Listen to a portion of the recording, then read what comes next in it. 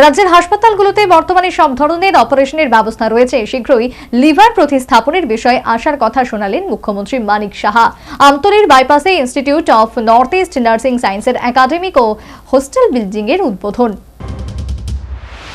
বর্তমান রাজ্য সরকার চিকিৎসা ব্যবস্থার উন্নয়নে অভূতপূর্ব প্রয়াস গ্রহণ করেছে। এর মধ্যে এজিএমসি জিবি হাসপাতালে অত্যাধুনিক পরিকাঠামো সহ 9টি সুপার স্পেশালিটি বিভাগ চালু করা হয়েছে। শুধু তাই নয়, ইতিমধ্যে রাজ্যে তথা আইজিএম হাসপাতালে গড়ে উঠেছে ডেন্টাল কলেজ। রাজ্যে বিভিন্ন মহকুমায় গড়ে উঠেছে নতুন নতুন হাসপাতাল। তথ্যবিজ্ঞ মহলের মতে রাজ্যে চিকিৎসা ব্যবস্থার ইদানিং অভূতপূর্ব উন্নতি হয়েছে।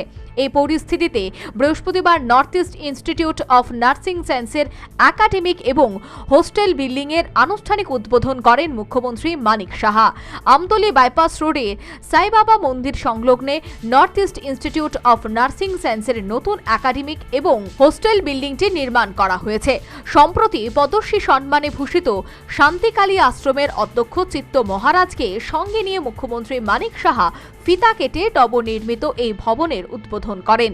বিভিন্ন প্রতিকূলতার মধ্যেও যদি ইচ্ছে শক্তি থাকে তবে যে উন্নয়ন সম্ভব, এ ব্যাপারে রাজ্যের স্বাস্থ্য উন্নয়নের বিভিন্ন দিক তুলে ধরে মুখ্যমন্ত্রী মানিক সাহা নিজ ভাষণে বলেন, এজিএমসি জিবি হাসপাতাল সহ রাজ্যের বিভিন্ন হাসপাতালে বর্তমানে সব ধরনের অপারেশনের ব্যবস্থা রয়েছে এবং শীঘ্রই এজিএমসি জিবি হাসপাতালে লিভার প্রতিস্থাপনের ব্যাপারে তিনি আশার কথা শোনালেন।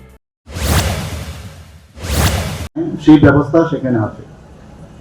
আমাদের ত্রিপুরাতে এখন নিউরো সার্জারি থেকে আরম্ভ করে নিউরোলজি, আমাদের গ্যাস্ট্রোন্টারোলজি, সমস্ত ধরনের সার্জারি এখানে হচ্ছে। সমস্ত ডিপার্টমেন্টগুলো ভালো কাজ করছে। এখানে অলরেডি আমরা কিডনি ট্রান্সপ্লান্ট করেছি 2টো পেশেন্টের।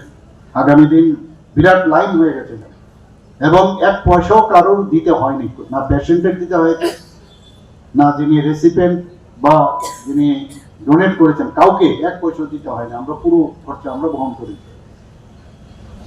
এটা একটা মাইলস্টোন আমি বলবো। এবং আমি কিছুদিন আগেও আমি বলেছিলাম যে এখন লিভার ট্রান্সপ্লান্টের জন্য আমরা যাব। মোহন যে ফাউন্ডেশন, তাদের সাথে আমরা কথা বলেছি। যিনি চেয়ারম্যান উনি ইউকেতে ছিলেন, সেখান থেকে উনি ফিরে সারা ভারতবর্ষের মধ্যে বিভিন্ন জেলা হাসপাতালগুলিতে ইতিমধ্যেই ট্রমা সেন্টার গড়ে তোলা হয়েছে। তা জানিয়ে কোনো অবস্থাতেই যেন কোনো ক্ষেত্রে খামতি না থাকে, বর্তমানে রাজ্য সরকার সেদিকেই লক্ষ্য রেখে কাজ করছে বলেও তিনি নিজ ভাষণে জানিয়েছেন।